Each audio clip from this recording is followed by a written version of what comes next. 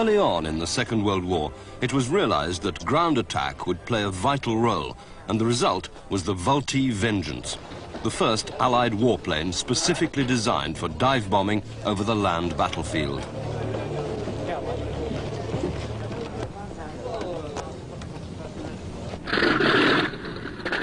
(1,931) Vengeances were built in 4 main variants, with different armament and with progressively more powerful engines for a maximum speed of 280 miles per hour. The initial design resulted from a British requirement of 1940, and the type first flew in 1941.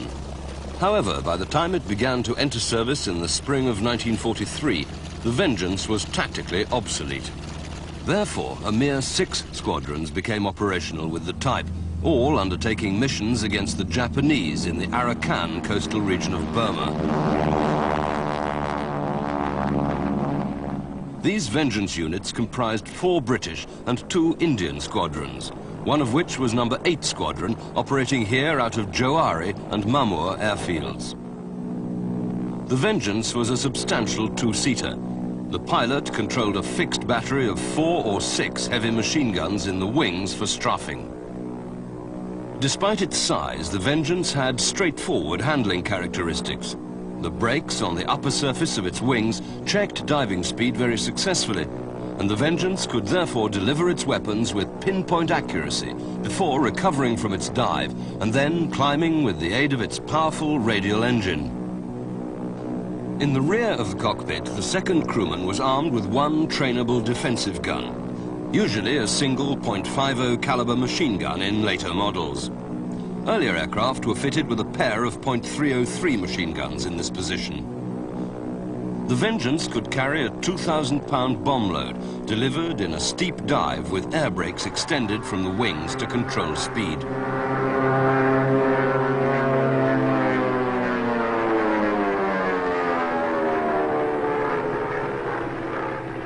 The vast majority of the aircraft were used in the valuable but infinitely less glamorous role of target tugs by Australia, Britain and the USA. In American service, the definitive Vengeance was known as the A-35.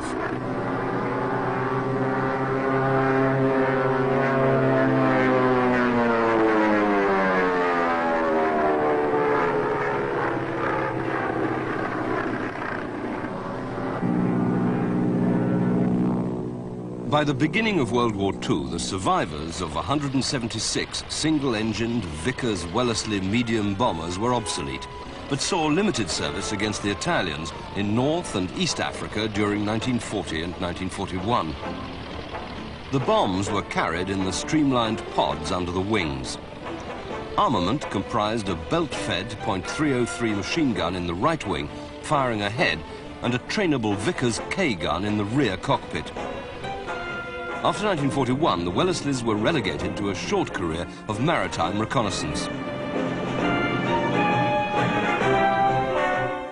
Designed to meet a 1931 specification for a dual-role transport and bomber, the Bristol Bombay was, like so many other British bombers, obsolete when the first of 50 aircraft entered service in 1939. The type was an ungainly high-wing monoplane with fixed landing gear and 2 radial engines, and could carry 24 troops in the cabin or 2,000 pounds of bombs on racks under the fuselage. With relatively little power and with fixed landing gear and minimal attention to drag-reducing features, the Bombay certainly did not offer high performance. However, the type also offered few problems to its pilots, and the combination of flaps and a large high-set wing kept takeoff and landing speeds low. The Bombay could therefore use small, poorly prepared airfields without trouble, and this was particularly valuable in North Africa. The Bombay served operationally in the Mediterranean theatre, mainly as a transport.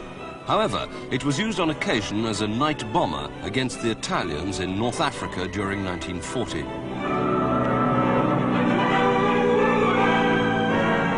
The Armstrong Whitworth Whitley could carry 7,000 pounds of bombs on the power of its 2 engines, and was a mainstay of RAF Bomber Command up to 1941, when it was relegated to an important secondary career in maritime reconnaissance and paratroop training.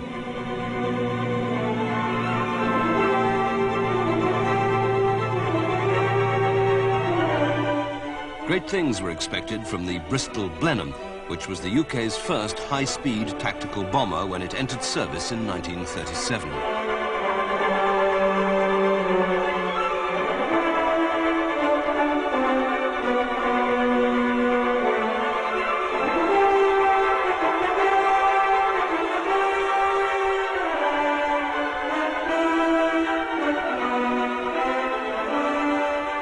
The Blenheim Mark I carried 1,000 pounds of bombs and could reach 285 miles per hour on its two 840 horsepower Bristol Mercury radial engines.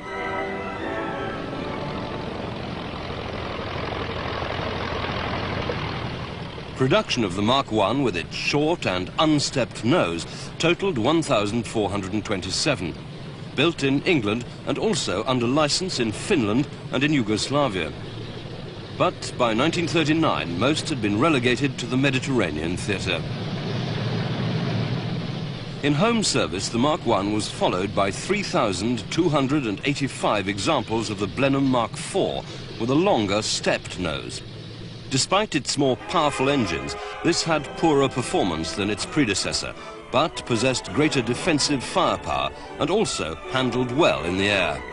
But daylight operations at the beginning of World War II confirmed two facts.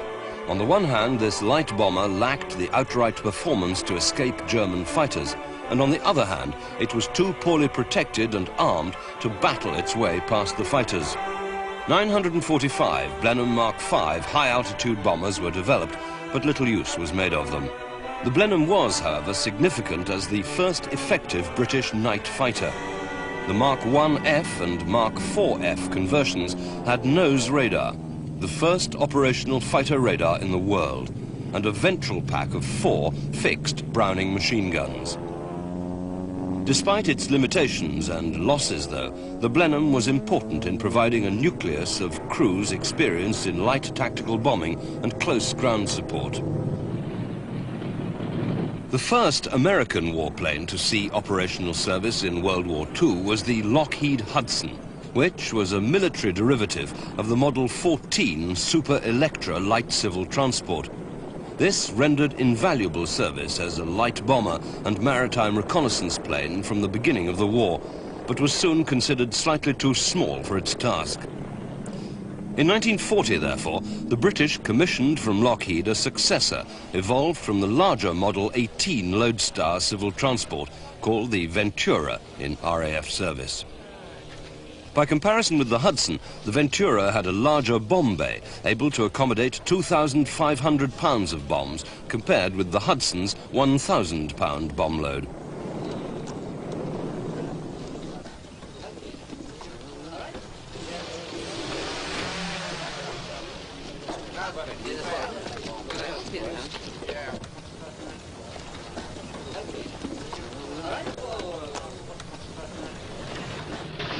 The Ventura Mark I began to enter service with Bomber Command during October 1942 and was powered by 2 Pratt & Whitney R2800 double Wasp radials, each delivering 1,850 horsepower.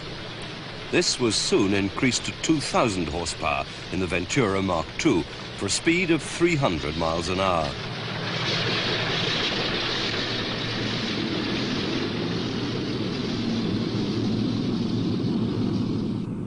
The Ventura also featured more potent defensive armament than the Hudson in the form of 2.303-inch machine guns in the ventral position, 2 or 4 guns of the same caliber in the dorsal turret, and 4 nose guns. These last comprised 2 fixed weapons of 0.5-inch caliber and 2 trainable .303 guns.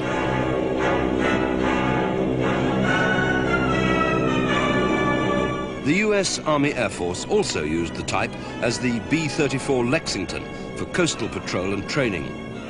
The US Navy used larger numbers as PV-1 patrol bombers with a so-called solid nose accommodating 5 heavy machine guns. The Ventura was not a great success in its intended role as a bomber and was in fact heartily disliked by its crews. From the autumn of 1943, the Ventura was reallocated to Coastal Command, where it equipped 2 squadrons and served mainly for meteorological reconnaissance.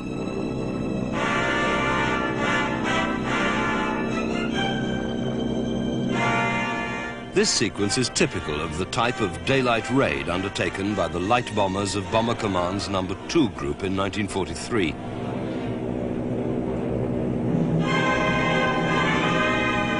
Only 3 British-based squadrons of No. 2 Group were ever operational on the Ventura, and one of these was 464 Squadron, based at Methwold in Norfolk.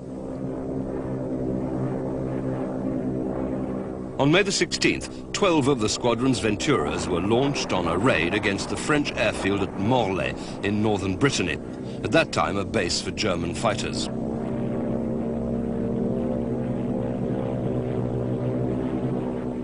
Despite adequate conditions for medium-altitude bombing, the raid achieved only poor results.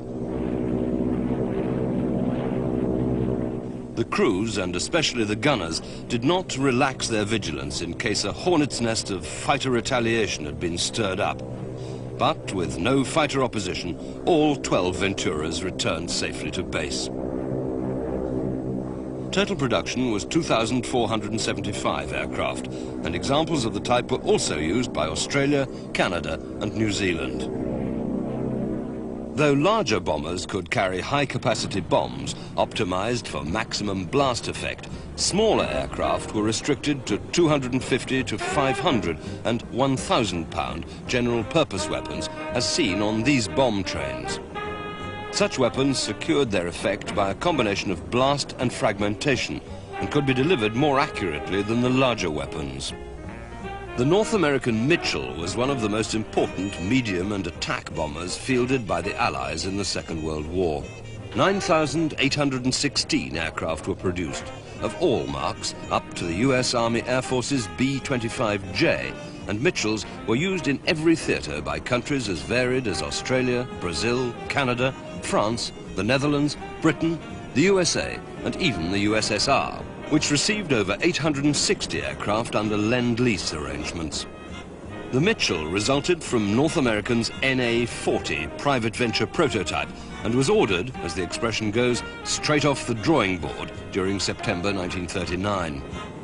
This first production order model had a wider fuselage, carried a crew of 5 rather than 3, and improved defensive armament. The 4 main models were the B-25D, G, H and J. RAF Bomber Command's version of the B-25D, here in service with 98 and 180 squadrons at Fulsham, Norfolk in early 1943, was known as the Mitchell Mark II, followed by the B-25J or Mitchell Mark III. Throughout the series, power remained unaltered in the form of 2 Wright R2600 double cyclone radials, each delivering 1,700 horsepower, here being overhauled at Comiso Airfield on Sicily in August 1943. But both offensive and defensive capabilities were steadily increased. The glass-nosed B-25D carried 3,000 pounds of bombs and 6 .5-inch machine guns in twin-nose, dorsal and ventral installations, and could achieve a speed of 284 miles per hour.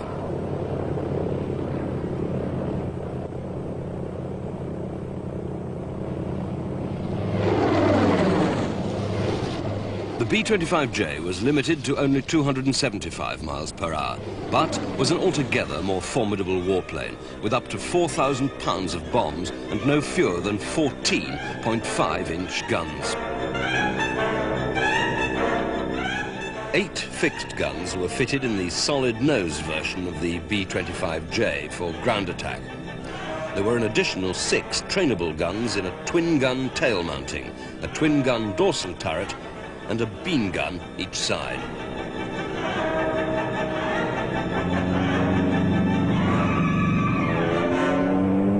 Whether bombing at height or striking low, the Mitchell was an impressive aircraft.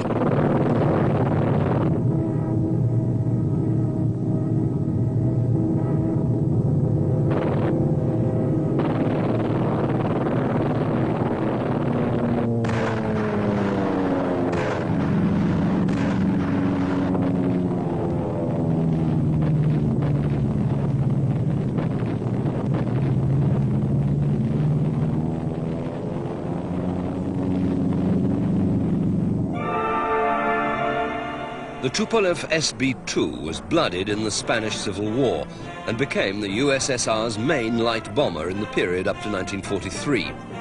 The type remained operational until the end of World War II, though it was progressively relegated from day bombing to night bombing and finally to target tug and other second-line tasks such as training.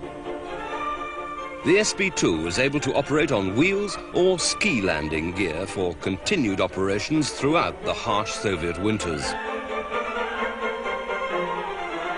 The two main variants were the basic SB-2 with M100 engines, and later came the improved SB-2 bis with M103 engines. Even though technically obsolete when taken out of production in mid-1941, the SB-2 still had useful performance. Its large wing area and light loading gave it a considerable ceiling, and this made it a difficult target for German fighters to intercept. Moreover, the SB-2 possessed a rate of climb that allowed its crews to pile on extra height if they saw fighters attempting to engage. And while the SB-2's defensive armament was light, the type's agility was another useful asset in evading the attention of the Luftwaffe's fighters. Other countries that used the SB-2 were China, Bulgaria and Finland, and a total of 6,967 were built.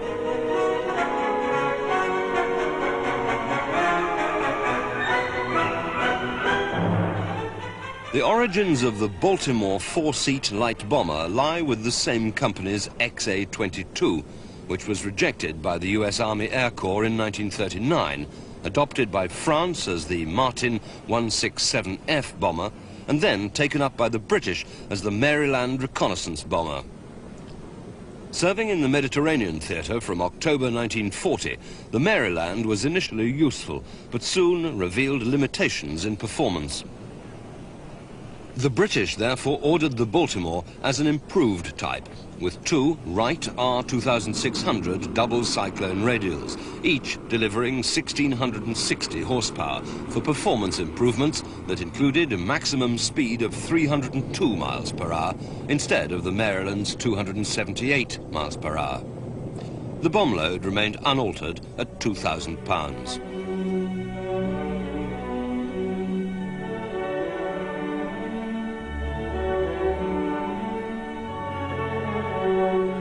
The new aircraft's defensive armament was upgraded from the 6.303-inch machine guns of the Maryland to between 8 and 14 guns of the same caliber in the definitive Baltimore Mark III. This machine introduced a power-operated dorsal turret to replace the manually operated guns of the two earlier Marks. The new weapons layout was arranged as 4 fixed guns in the wings, 2 or 4 guns in the dorsal turret, as well as 2 guns in the ventral position, and, as an option, 4 fixed rear firing guns.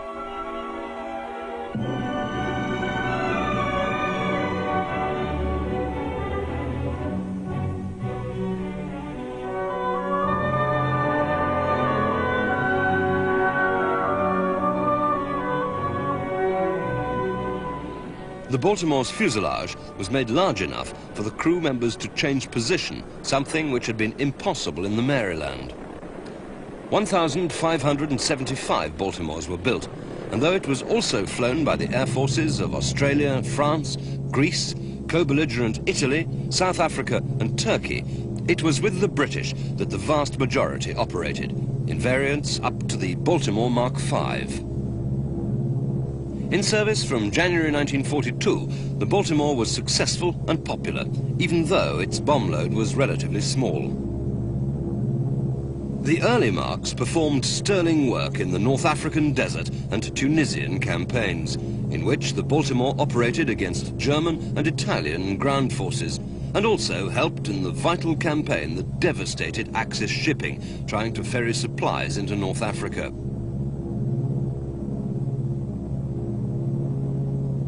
The Baltimore served with 8 British and 3 South African squadrons in the Mediterranean theatre and played an important part in the Sicilian campaign, such as here, bombing near Adrano. The type was a major first-line asset during the campaign on the Italian mainland, bombing and, at times, using its wing guns to strafe tactical targets just in front of the advancing armies. Its speed made the Baltimore difficult to shoot down, and its steady, more potent defensive firepower was another reason why fighter pilots were not keen to engage the type. The Stormo Baltimore of the Italian co-belligerent Air Force also used the type effectively over the Balkans.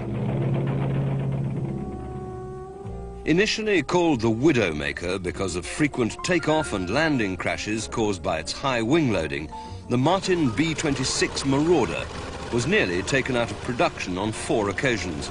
However, once mastered, the Marauder enjoyed the lowest loss rate of all US medium bombers. The most important models were the similar B-26B and C and the upgraded B-26F and G. The B-26G was armed with no fewer than 11 .5-inch machine guns. These were trainable single weapons in manually controlled nose and beam positions, and also in power-operated twin-gun dorsal and tail turrets, plus 4 guns blistered onto the sides of the forward fuselage for additional ground attack firepower. Most B-26s were powered by 2 2,000 horsepower Pratt & Whitney R2800 radials, giving a maximum speed of 283 miles per hour. Weapons load totaled 4,000 pounds of bombs. When operating in large numbers, the Marauders proved devastating.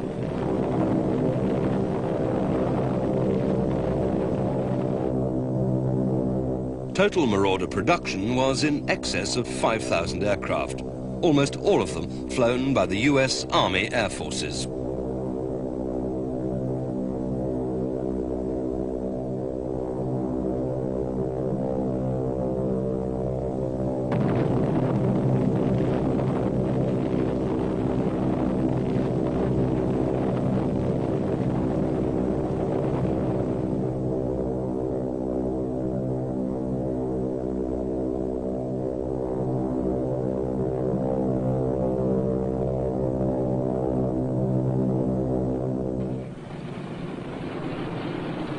The Wellington was one of the most important British bombers of World War II's early years, and production of the type reached 11,462 machines of all variants. The various marks of Wellington were powered by 4 types of engine, 1 inline and 3 radials, and in addition to bombing, the aircraft's varied uses included maritime reconnaissance, training and freighting. The Wellington entered service in 1938 as a medium bomber, and the type had a most credible bomb load of 6,000 pounds. However, though it suffered heavy losses in early daylight raids, it rapidly built up an almost legendary reputation for absorbing battle damage. This resulted from the airframe's structure, which was of the geodetic type, pioneered in the Wellesley's single-engined bomber. From December 1939, the Wellington was switched to night bombing, and the 2 most important bomber variants were the Wellington's Mark I and Mark X. The Mark I was built with 1,000 horsepower Bristol Pegasus radial engines in 3 sub-variants, including the Mark I-C, of which 2,685 were produced. The Mark X was powered by 1,675 horsepower Bristol Hercules engines, and production of this most numerous Wellington model alone totaled 3,803 aircraft. The Wellington was designed for a crew of 6 men. These comprised the pilot, co-pilot, wireless operator, doubling as a gunner, navigator, doubling as bomb aimer, and 2 gunners. It should be noted, however, that Wellingtons such as these were often flown with just a 5-man crew when the tactical situation permitted.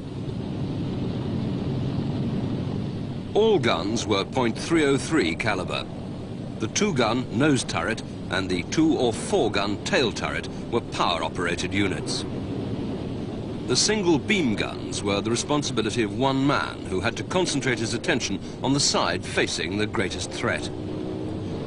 In October 1943, the Wellington was phased out of service with home-based bomber command squadrons in favor of more capable 4-engined bombers.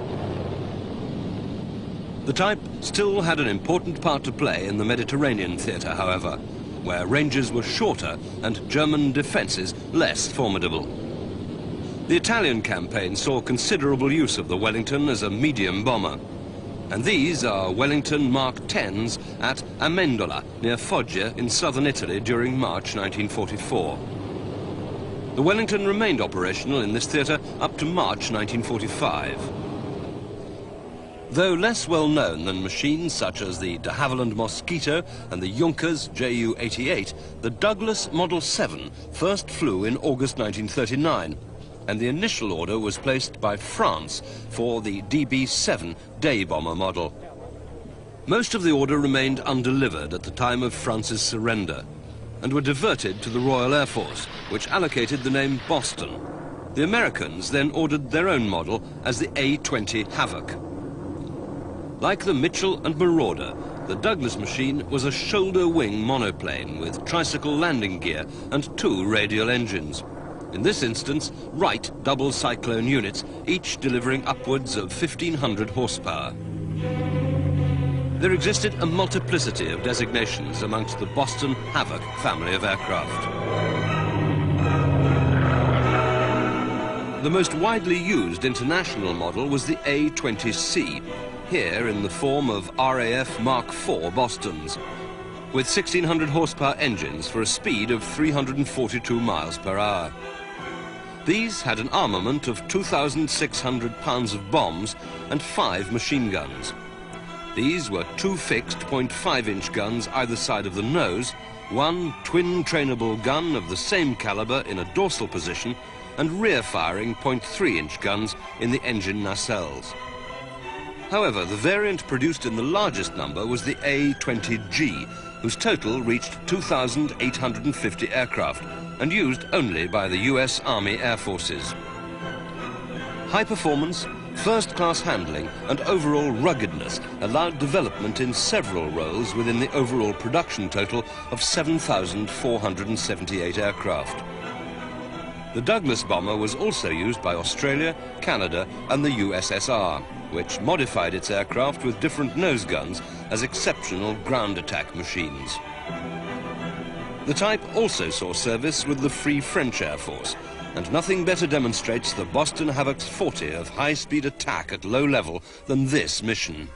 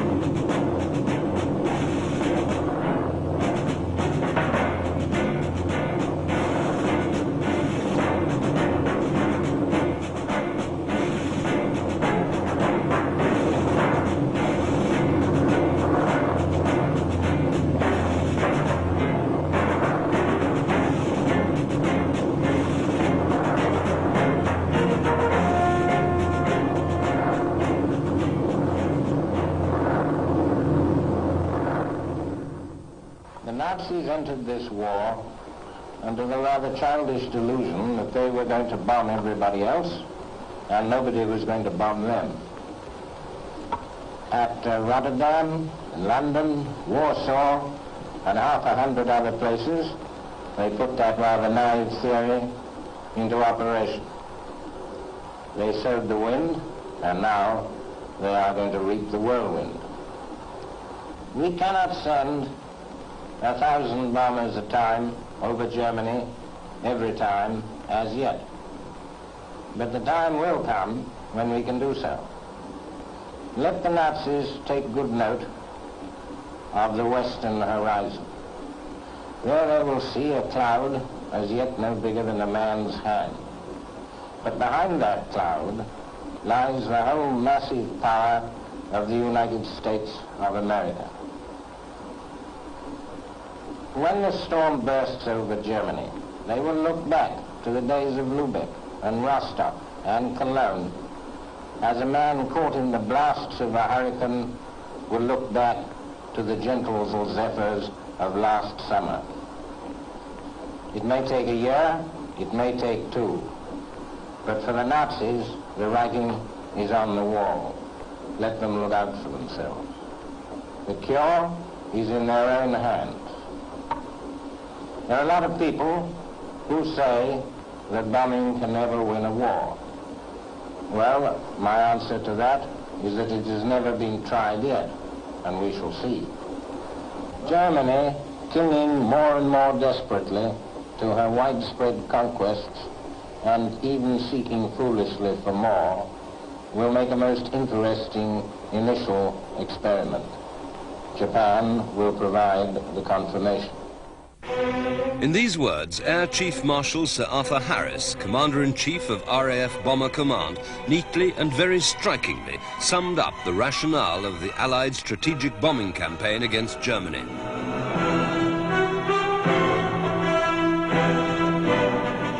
The short Stirling was the RAF's first four-engined night bomber.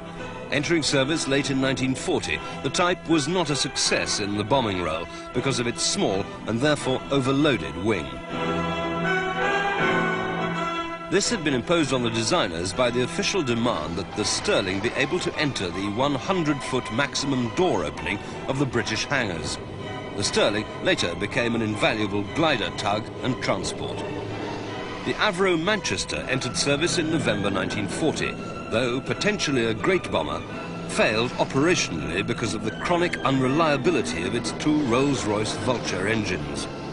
However, despite these drawbacks, the Allies' four-engined heavy bombers were beginning to make themselves felt. The US Army Air Force's mainstay bomber in Europe was the Boeing B-17 Flying Fortress, of which 12,731 were produced. Designed before World War II, the type was intended for high-altitude, precision daylight bombing with the aid of the Norden sight. This is a B-17F, of which 3,405 were built with 1,200 horsepower Wright R1820 Cyclone radials. The bomber's defense rested mainly on its bristling guns, which amounted to a single .3-inch gun in the nose, single .5-inch weapons in each of the two beam positions, in the radio operator's overhead hatch, and in each of the two cheek positions, and twin .5-inch guns in the manually powered tail turret and remotely controlled ventral and dorsal turrets. The maximum bomb load of the B-17 was 17,600 pounds, carried internally, though external racks could be fitted to increase this load to 20,800. Careful briefing ensured that all the crews appreciated the how, where, when and why of each particular mission. I have your attention, please, gentlemen. Pilots have all checked their crews. Everybody present and accounted for. For a long time, we've all been working very hard. The work has been grueling. It produced results, and our standard of performance is very high. Gentlemen, this is the real thing. This is the first operational mission we're going on.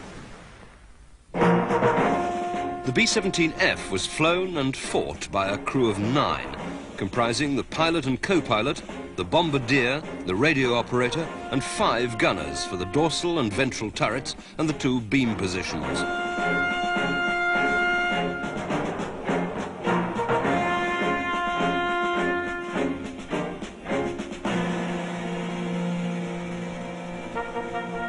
The tail gunner was on his own, right at the back.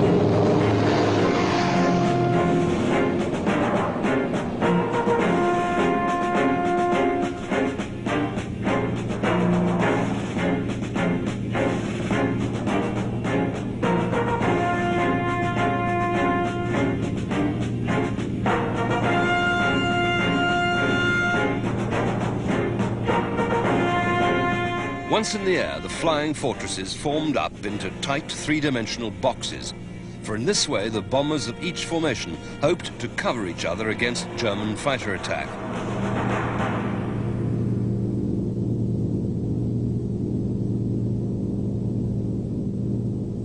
However, experience soon showed that the box formations were insufficient against determined attacks, and escort was then provided by fighters such as the Lockheed P-38 Lightning, Republic P-47 Thunderbolt, and ultimately, and most successfully, the North American P-51 Mustang. In their tight fighting boxes, the flying fortresses took the bombing campaign to Germany's key war industries, transport and communication centers, seeking to destroy these targets with surgical precision. The bomber streams fought their way past German fighters and tried to pass round major flak concentrations so that they could reach and bomb the target in tight formation.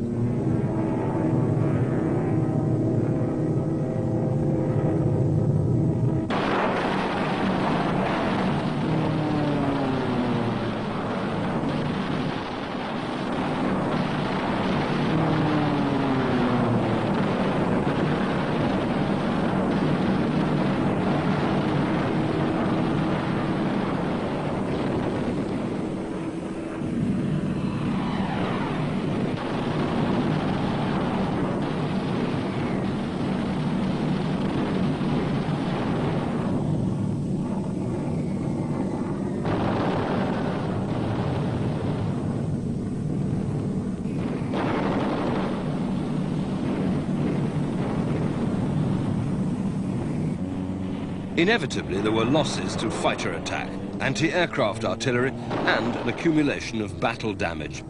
But in 1944 and 1945, the 8th Army Air Force's B-17s struck decisive blows against Germany.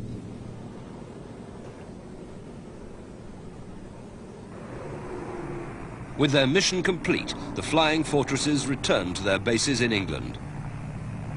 The flight crews rested and the ground crews took over to ready their charges for the next missions that the planners ordered.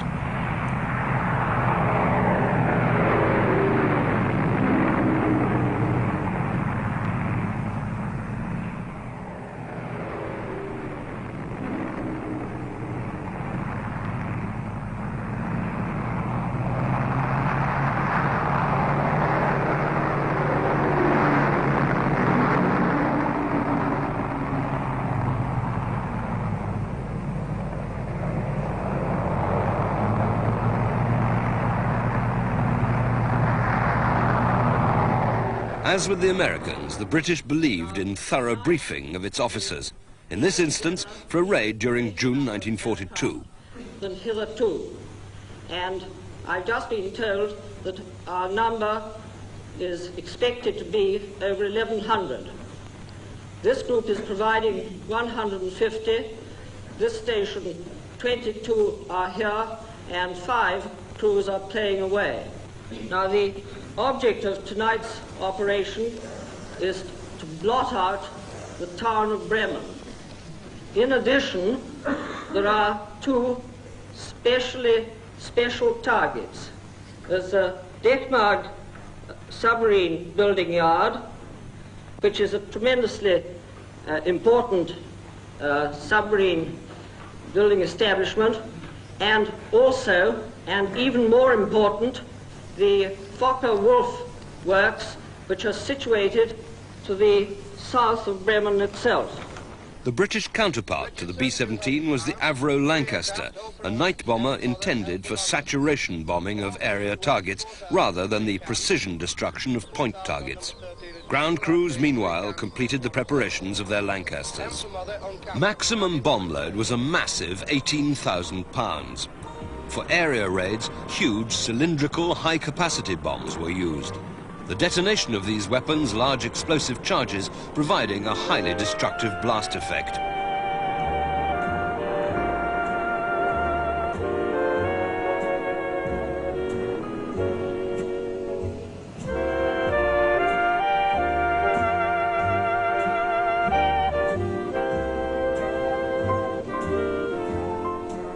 The Lancaster entered service in late 1941.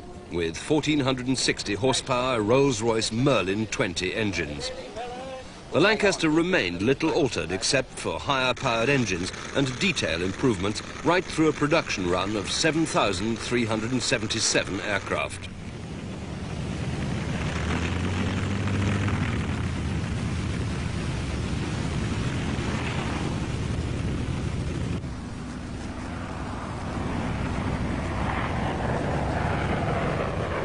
Defence was provided by 8 .303-inch machine guns located in 2 gun nose and dorsal turrets, as well as a 4-gun tail turret. Like the American bombers, the Lancasters had to run the gauntlet of flak and German warplanes. In this instance, radar-equipped night fighters. But when a target had been reached, as here by 463 Squadron over Brunswick in 1944, the effect of area bombing could be quite awe-inspiring. Wave after wave of bombers tried to target the same area, and if successful, they could raise a firestorm of truly devastating power.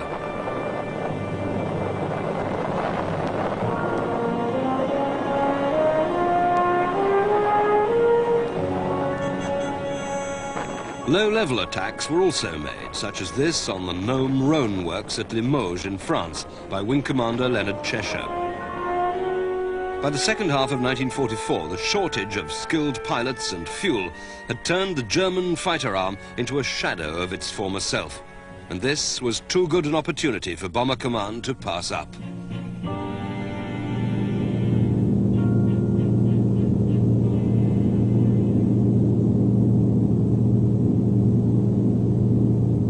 As in the continuing night campaign, the Lancaster operated with the Handley Page Halifax, which had straight-sided vertical tail surfaces compared with the Lancaster's oval surfaces.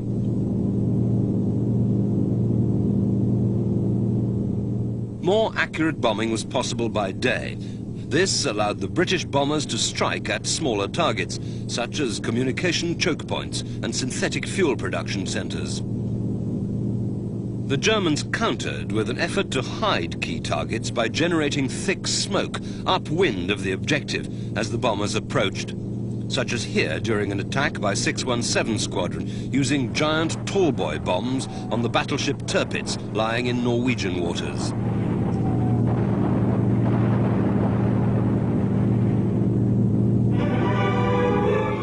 The use of smoke was in turn countered by British use of radar and other navigational aids to accurate bombing against even invisible targets.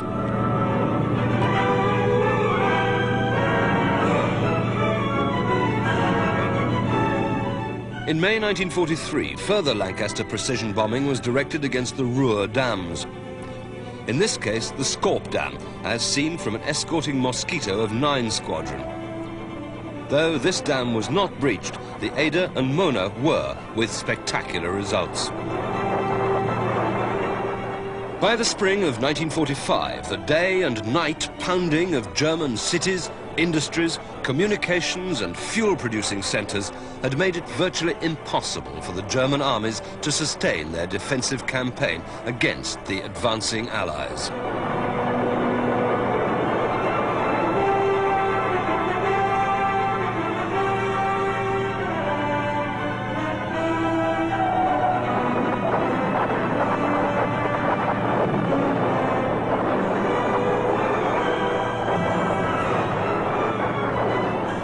Despite the incredible tonnage of weapons rained down on the enemy, the bombers still had to face the dangers of German flak guns, which often used radar direction and proved highly accurate. But the bombers were winning.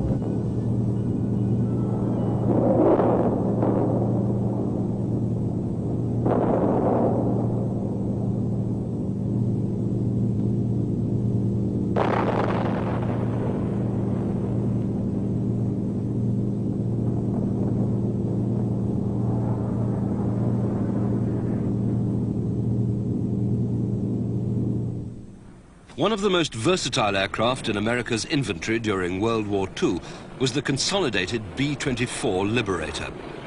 Production of this magnificent type reached 18,482 aircraft, a higher total than any other American warplane of the period. The Liberator was supported on the ground by tricycle landing gear, and in service the B-24 proved very successful and popular with its crews, as shown by the personalization of various aircraft with nose art.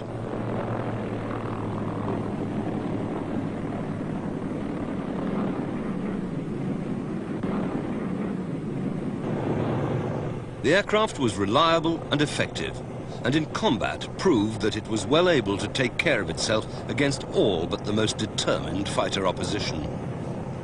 In the air, the B-24 was kept aloft by a very efficient, high aspect ratio wing, accommodating the 4 1,200 horsepower Pratt & Whitney twin Wasp engines for a speed of 300 miles per hour.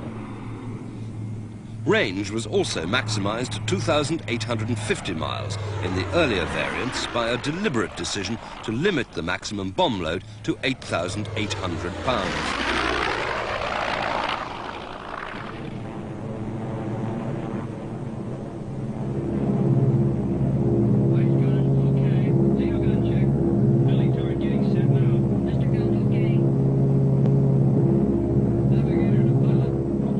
Its long range made the Liberator better suited to Pacific operations than the Flying Fortress. But the type was also used extensively in the European theatre as a bomber and maritime reconnaissance type.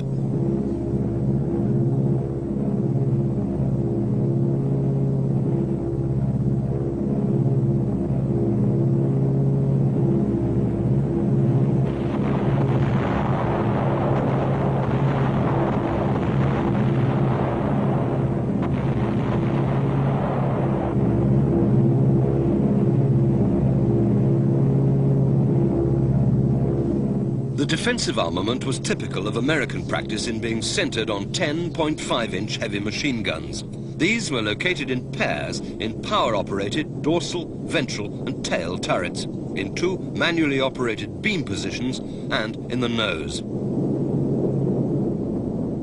These last 2 weapons were manually operated in the early models with a glazed nose, but installed in a powered turret from the B-24H variant onward.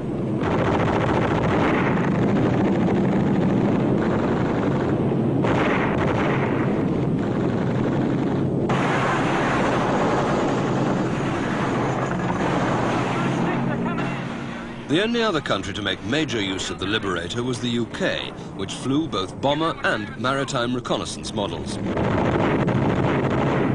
coming.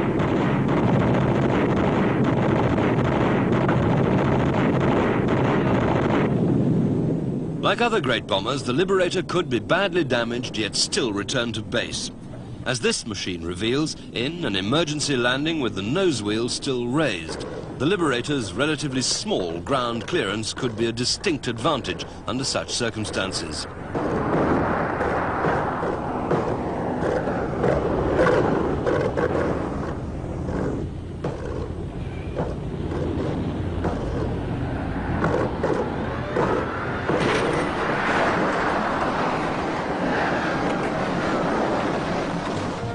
The Boeing B-29 Superfortress was designed to take over where the B-17 Flying Fortress left off. The crew members were accommodated in pressurized comfort, so that the four 2,200 horsepower Wright Cyclone turbocharged engines could drive this mighty bomber along at up to 358 miles per hour and at altitudes of up to 33,600 feet. Combined with this flight performance was a range of 3,250 miles and a maximum bomb load of 20,000 pounds, though the normal maximum for long-range missions was 12,000 pounds. The logical target for this mighty machine was Japan. After an indifferent start from Chinese bases in June 1944, the campaign was switched to huge airfields in the Mariana Islands. With the main effort devoted to the construction and maintenance of the 5 great bases on the 3 islands of the Marianas Group, other work was limited to essential support for the bombers and crews of the 21 and later the 20 bomber commands. Briefing was very important to ensure that the crews knew not only the when and how of their missions, but also the why that helped keep determination and morale high. The dangers to be faced were not just the Japanese defenses over the urban and industrial hearts of Japan, but also the long overwater flights to Japan, and sometimes with battle damage back to the Marianas. With the B-29s ready for flight, loaded with maximum fuel and the right weight and assortment of weapons, the crews arrived from their briefings.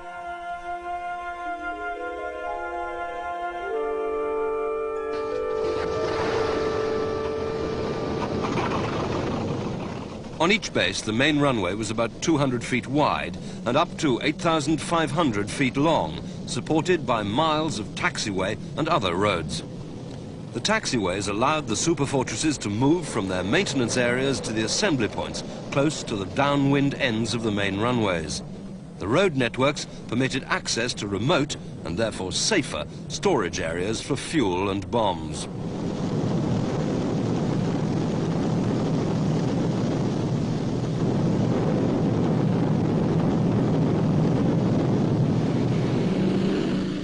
Marshalling an attack force on the ground and then getting it airborne was a complex organizational task, but soon became a matter of well-established routine that allowed the Superfortress fleet to climb and set course for its targets with the minimum waste of fuel.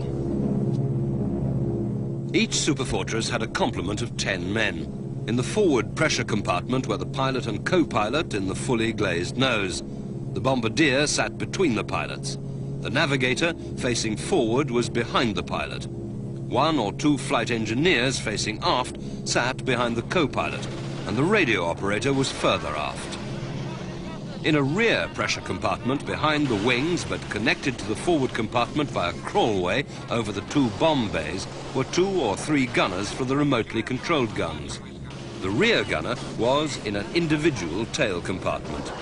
The superfortresses ploughed their way to Japan and destroyed both the country's major cities and its war-making capacity with attacks on industry and transport. The B-29 started the campaign in their designed operating regime, making high-altitude day attacks with high-explosive bombs. It soon emerged, however, that even with the B-29's advanced sight, bombing accuracy was poor because of the turbulent high-speed winds over Japan. The campaign was then switched to low-altitude night attacks with a mixed load of incendiaries and high-explosive bombs. The man who effectively brought World War II to an abrupt end was Colonel Paul Tibbets. Taking off from the Marianas on August the 6th, 1945, Tibbets and his crew flew his B-29, named Enola Gay in honor of his mother, to drop a single atomic bomb over Hiroshima. We knew that the bomb had exploded, everything was a success, so we turned around to take a look at it. The sight that greeted our eyes was quite beyond what we had expected, because we saw this cloud of boiling dust and debris below us with this tremendous mushroom on top. Beneath that was hidden the ruins of the city of Hiroshima. The devastation was almost beyond comprehension. And though it took another atomic raid on Nagasaki 3 days later to shock the Japanese into action, the war was effectively over. The bomber had issued in a new and terrifying type of war.